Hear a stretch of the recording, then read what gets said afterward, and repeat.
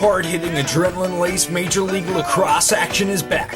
Your Ohio Machine is oiled up and ready to rock the competition the only way they know how, through blood, sweat, and gears. Get your tickets now to watch the best lacrosse players in the world dominate the field at Selby Stadium in Delaware, just north of Columbus, all summer long.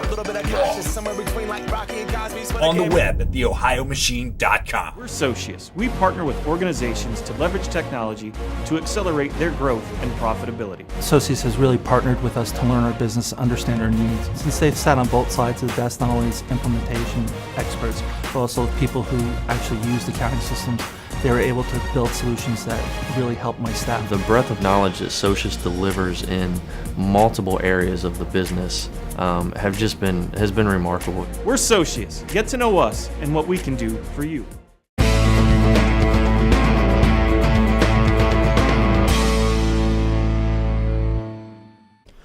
Welcome to episode 4 of the Nuts and Bolts podcast presented by Socius. I'm your host, Brian Bender, and today I'm here with Machine Assistant Coach Dom Marzano. Dom, how are you doing today? I'm doing well. How are you?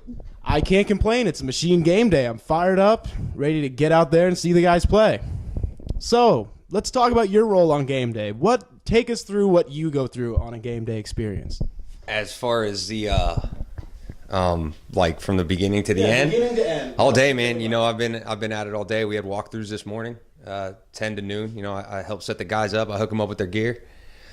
Fix all their sticks, do what they need, and to get out to practice. And we go through a walkthrough, and then came straight here after making a few stops at the office. Came straight here, man. And we've just been setting up the locker room, making sure these guys feel the love, and us trying to get a W tonight. So any little thing that we can do prior to the game, man, I'm all about it. So that's what we've been doing so far. And then in-game role, man, I'm just I sub the box a lot. I'm the box guy, so substitutions, are key to the game. And it's just a really quick game, but it's been a lot of fun. And the first 2 games at it, I've been loving it so far. It's an intense game, and our guys are quick, and I'm excited to see what we put out tonight. Walk us through sub in the box really quick. For an MLL game, that's got to be a little bit faster than most people who maybe haven't played at the pro lacrosse level, which is most of us. Walk us through how that goes. Oh, it's the fastest it's the fastest thing you can possibly imagine. So basically, transitions a game with the shot clock 60 seconds, and you want to transition because it's quick goals. It's just the ball I barely watch the game. It's the ball gets from one end to the other, and I'm making sure we got hooks on the opposite end of the field so we can sub through the midfield and keep the flow of the game, make sure everybody's fresh. And it does take a lot of effort by those guys on the field, especially when the noise gets involved and stuff. The guys got to be really smart, and I'm lucky enough to have guys that are familiar with how quickly to sub and how to run the box. And so it's not that difficult when they help out that much, but sometimes when it goes back and forth, you're just kind of like, man, that's really fast. But it's been exciting. I'm learning a lot during it, and it's only going to get better. Well, with this being the first home game for the Machine, they had their first 3 on the road. Any fun road stories you want to share? Some driving adventures, maybe? Oh, Noah. Well, Noah. All right, we get into Denver. I'm not much of a driver, but I didn't tell him that. I just say, yeah, I can do it, Noah. You get to the airport, and we go to rent a car, and he looks at me and said, sign this. You're driving, by the way. And I said, really? What am I driving? I thought we were getting, an Escalade, something sweet, a Suburban. And they pulled up 15-passenger vans. So I'm driving a fun bus through downtown Denver. And, the first question everybody had to ask was, Dom, can you see over the wheel? And I was like, yeah, I actually can. Thanks, guys, even though they're 6'4", and, I'm not that big. But we did it, and got through downtown Denver, 15-passenger van. I'm thinking about buying one now because I'm so good at it. And that's all due to Noah, and I appreciate that. But the worst was in Boca Raton, where we were trying to catch a flight, and just this last weekend, and Noah decided to go, 80 to 85 miles an hour, and I had to follow that. And I'm not that fast of a driver. That'd be fun. It was fun. It was exciting getting to the airport, rushing it out. But the 15-passenger van might be my thing now, so we'll see. Not to knock Florida, but I hear they don't have the best drivers down there, so I'm sure that was an interesting experience for you. But what was it like subbing everybody in and out in that Florida heat? Because that was a hot game you guys played down there. Yeah, absolutely. I agree. It was a hot one. You had to really stay conditioned. The guys are really good, as far as saying, I'm ready, I need one. It's not like selfish guys like, oh, I got to get my minutes, got to get my stats. They're guys that I'm like, hey, are you good or not? And they're like, yeah, coach, I can go. Or they're really honest about it. They know their bodies. They know how they're feeling. They know when they're 100%, and they know when they're going to, produce on the field. And I listen to that. And you got to, as a coach making the substitutions, you got to listen to who's fresh and who's ready to go. When you got that many good players on a team, it's kind of a good situation, anybody you sub in. But it's been really helpful with those guys just knowing themselves as players. They've been at it their whole lives, and going back, looking back at them saying, hey, you ready? They're like, yeah, coach, I got this. Or even if they're coming down, I might have them on the fourth midfielder on. They're like, I'm ready. And you can sometimes you can just see it and guys feeling it. You just put them out there. But they did a really good job of being open and honest with me about their energy and being really unselfish as far as minutes go. Let's kind of move from the pro game over to the college game. You're also the head coach at Wilmington, so tell us about that.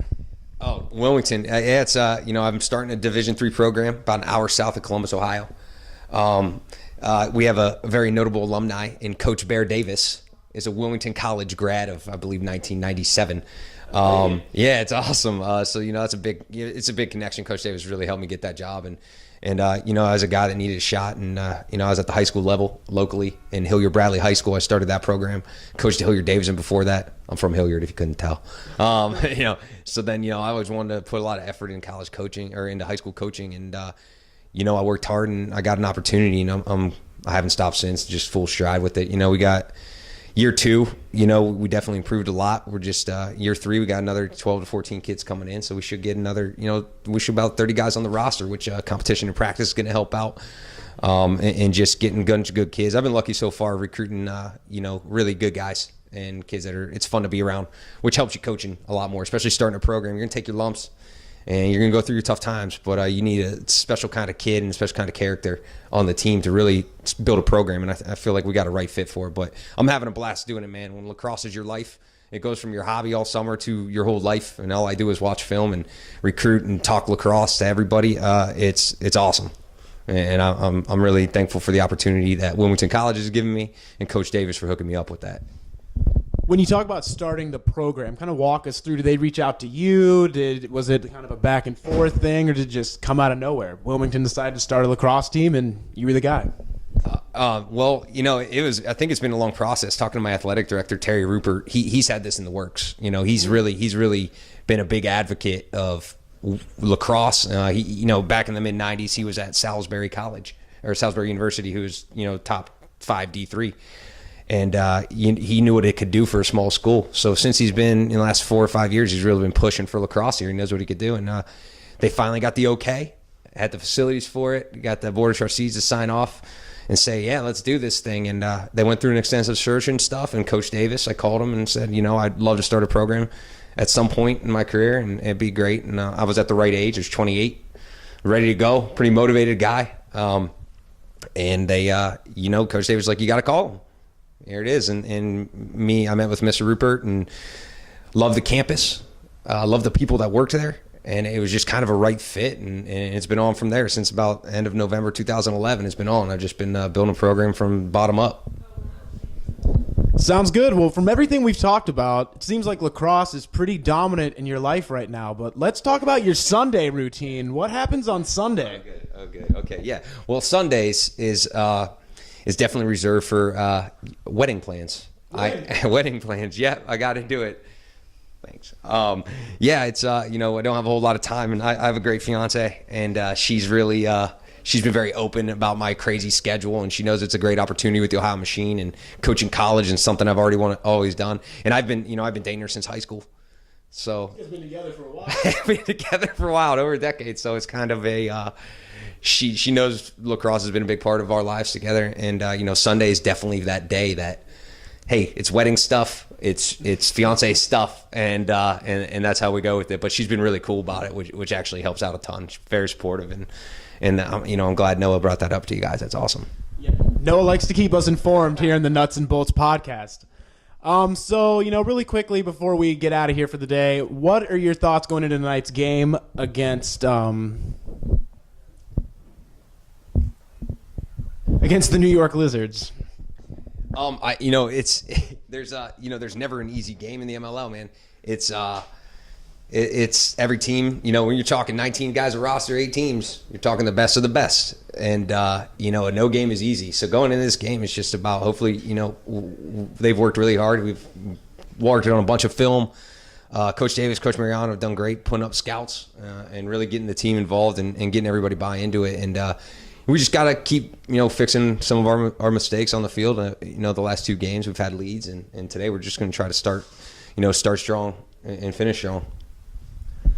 Must have suffered from some reptile dysfunction there, not being able to remember the New York Lizards' name. They were coming in here tonight. Well, Coach, thank you very much for taking some time out of your day, and everybody out there, thank you for listening to the Nuts and Bolts podcast presented by Socius.